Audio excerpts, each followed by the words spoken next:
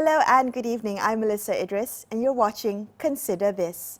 Now, we're coming to the end of day one of the restriction of movement order, and because this is an unprecedented situation, there's still a lot for us to learn and for us to get right. Now, how well Malaysia is able to flatten the curve all depends on how willing we are to sacrifice our individual conveniences and our social pleasures in order to save the life of others. Now, tonight on the show, let's reconsider some of our actions with the help of health experts. Joining us on the show tonight, we have Dato Dr Amar-Singh, Senior Consultant Paediatrician. Good evening, Dr. Amar. Thank you so much for joining us this evening. Now, yesterday, we recorded our third consecutive day of three-digit increases in COVID-19 cases. Based on this trend, Dr. Amar, could you talk to us a little bit about the projected trajectory that this outbreak will likely take in Malaysia? Yes, Melissa. If you look at our curve, our growth in coronavirus, the COVID-19 detection here, in the last 1 week, we've moved from 100 plus to 600 plus. That's quite a spectacular increase. We are generally, at the minimum, following doubling every 3 days. If we follow this curve, by the end of this week, we're going to be 1,000. By the middle of next week, we'll be 2,000. And by the end of next week, we'll be 4,000. And what's even more frightening, by the first week of April, we'll be 10,000. So we can expect to see a dramatic rise in the number of COVID-19 cases that we're going to see in the country. All this, of course, depends on how many people we test. Okay. If we change our testing strategy, then this number is not going to show, even though it's happening in the community. I want to talk a little bit about testing in just a bit, but you said that by the 1st of April, we're looking at numbers of up to 10,000 cases of COVID-19. I mean, how is that possible, Dr. Amar? Because this restriction of movement order, this is for 2 weeks, right? And the idea of putting this order in place is to curb the spread of the virus. Now, is it likely that based on these projected numbers that this order won't work? Or is it likely that we are looking to extend this restriction order? Yeah, I think what people don't recognize is there's a 2 to 4 week lag in this virus. And that's the damaging thing. If this virus hit someone and then they got very ill and, quickly, we could control it. But because you're asymptomatic for a while and then you get ill, and not everybody gets ill. So it takes 2 to 4 weeks before we see a way for people who get ill. And even worse, there's another 2 to 3 weeks before the ill person actually dies, which is why there's a lag for our deaths right now between the number of cases detected. So I think we're not going to stop this growth to 10,000 with the current lockdown. Is to continue that lockdown for another maybe 4 to 6 weeks, maybe even up to 2 months before we will actually, be able to get a hold on this virus and its spread. Coming back to the testing that you mentioned just now, could you elaborate a little bit, Dr. Amar, on what you meant by the testing? Okay, I think that currently the policy of the Ministry of Health here in our country is to test symptomatic contacts. Early on, they were testing people who came into the country from at-risk nations, then who had fever or had some symptoms, they tested them. Now they're testing people who are positive and their contacts who are symptomatic, which means have fever or some respiratory symptoms. We are not testing people who are asymptomatic. And if you look at the data from both China and Italy, a large percentage of the people who get infected are asymptomatic. It's between 50 to 80%. And these are the individuals who actually may be in a position to spread. More and more people are coming to believe that the people who are pre-symptomatic before they develop symptoms or asymptomatic, don't develop symptoms, are the ones who are very likely to spread it. And many of them are actually younger individuals.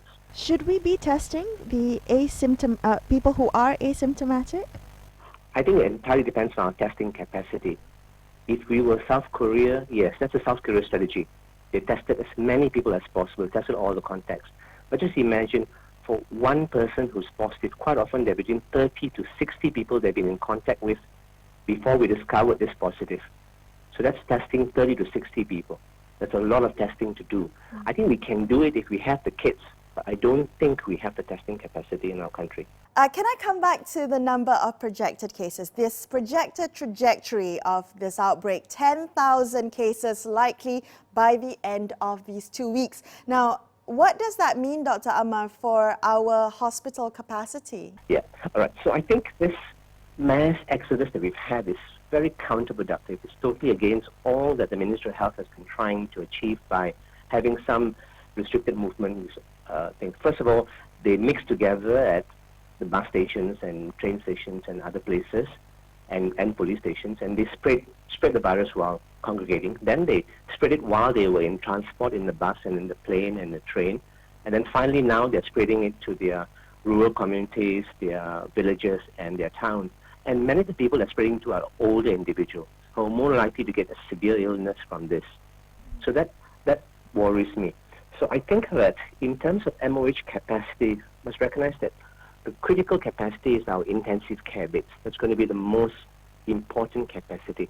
Right now, MOH has got just under 1,000 intensive care beds. That's really not enough. And must remember that most of the beds are used or full almost every day. We are constantly fighting for an intensive care bed in Ministry of Health. So you've got an occupancy of about 80-90%. So there's not much space for ill people. So I think what we need to do now is actually to create capacity, which I'm sure Ministry of Health is working on. Are you thinking perhaps that we should be looking at increasing our hospital capacity the way China did, build new hospitals and the like? I think a number of ways to increase capacity. We also have something called high dependency units. These are places where ill people get sent to, but often are not ventilated. They don't have the ventilator. We could actually, take over those units and make them intensive care units right now throughout the country. Secondly, we could look at private hospitals, and we could do what Italy did, which is, take them on board, put them under the Ministry of Health, and use all their intensive care beds as well. But the third thing, I fully agree with you, what I've been advocating today, and I think many of us are thinking as well, we need to put in today the building of makeshift intensive care units throughout the country. And this cannot be just a Klang Valley. It's got to be spread out at 5 or 6 places in the country, because we've got to anticipate. If in April we have 10,000 cases, then probably by end of April we're going to get a lot of very ill individuals who need intensive care. All right, I'm just processing all the information that you've just told us, Dr. Amar, everything about the projected numbers of cases, about the time lag between deaths, about the current capacity of the intensive care beds that we have at the moment. Now, my question is, what can we do now to mitigate the worst of this? Because we still have time. So what can we do now? I think the first thing is, I've been looking at social media and stuff. I think we should stop the blame game. There's too much, energy being spent on politics and blame game. I think all of us need to stop that thing. The second thing I think is that we must work together. This epidemic will not be stopped by a change in behavior of 30 or 40% Malaysians.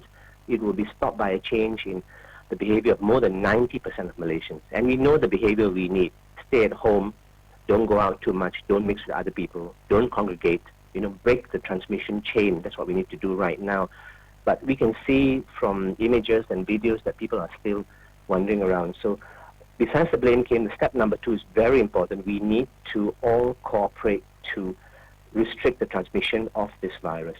But I think we can do more than that. I think we need to get together as Malaysians, work with corporate bodies, work with people who've got resources and are richer, and actually support the health system. We need a lot more personal protective equipment like masks and gowns and protective equipment. But we also need, as I said earlier, we need makeshift hospitals. I think if we get together right now and do all this, we could. But step number 2 is the critical step. That is what people are calling social distancing, but increasingly more of us are using the word physical distancing. Don't mix with other people. Can we take a closer look at the groups at risk of getting infected? You mentioned a little bit earlier about the elderly. They are at risk. Now, you're also a senior consultant pediatrician. So, Dr. Amar, talk to us a little bit about what parents of young children should know about dealing with COVID-19. I think we're very thankful to God that young children are largely spared. There have been no deaths under 10. There have been some teenage deaths, but very small in number. So I think if I was the parent of a young child now, I won't be too worried about them getting ill. The only problem is that they are opportunity to spread the virus, and which is why I'm very glad we've shut down schools and colleges and universities. So I think what parents need to get through right now is being able to look after their children at home. And the ones I'm most worried about are the parents who are healthcare professionals or some of the essential services who are working out there and at risk of getting infected, and their children are at home. And I think we need to support those parents in particular. And final thoughts, Dr. Amar, about what information you think is important for people to know and to really understand as we face the next 2 weeks, practicing social and physical distancing? I think that people are in a state of disbelief and denial. And we've seen this all over the country. And people are the key. Government can give direction, Ministry of Health can tell us what to do, but if we don't change our behavior, it's not going to happen. Perhaps let me put it bluntly. It's estimated that 60% at least of Malaysians are going to get infected if we don't control this outbreak. What does this translate into deaths? The minimum deaths you will see are 200,000 deaths. And I'm being very, very conservative. I'm using a 1% death rate when we all know that the death rate can be much higher in older people and maybe up to 3% in the entire population. So I wouldn't want to see that volume of Malaysians die. And I think we can make a difference if we just get our act together right now. Okay, thank you so much for speaking with us tonight, Dr. Amar. Appreciate your time and your insults. A lot of information there for us to process. Let's take a couple of minutes, and when we come back, we're going to be speaking to Arnaud Berniet, the head of Global Health at the World Economic Forum. Stay tuned to consider this. Bismillahirrahmanirrahim. Assalamualaikum warahmatullahi taala wabarakatuh. Salam sejahtera. Hari ini adalah hari pertama Perintah Kawalan Pergerakan selama 14 hari di negara kita. Dengan kata-kata mudah, sila duduk di rumah dan jarakkan diri anda daripada orang lain sekurang-kurangnya 1 meter. Tempoh inkubasi COVID-19 adalah selama 14 hari. Kita mempunyai peluang yang tipis untuk memutuskan rangkaian jangkitan COVID-19. Jika kita gagal, kemungkinan Perintah Kawalan Pergerakan akan dilanjutkan. Bantulah Kementerian Kesihatan Malaysia dengan memainkan peranan anda kerana setiap individu bertanggungjawab untuk mengambil segala langkah-langkah pencegahan demi keselamatan diri dan keluarga anda. Kegagalan bukan pilihan di sini. Jika tidak, kita mungkin menghadapi gelombang ketiga virus ini yang akan seterusnya menjadi lebih besar seperti tsunami. Lebih-lebih lagi, jika kita mempunyai sikap tidak kisah. Saya merayu kepada semua rakyat Malaysia, sila ambil Perintah Kawalan Pergerakan ini secara serius. Duduk di rumah dan jangan keluar.